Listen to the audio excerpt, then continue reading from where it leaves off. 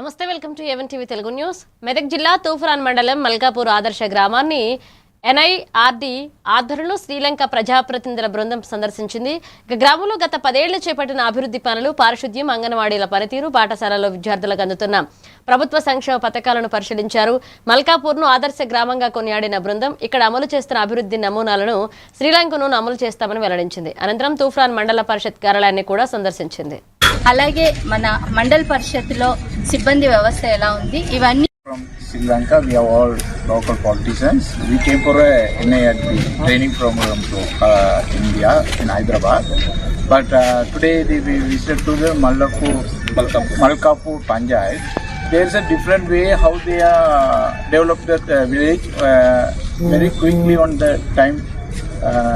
Even 15 years back, they don't have any toilet facility.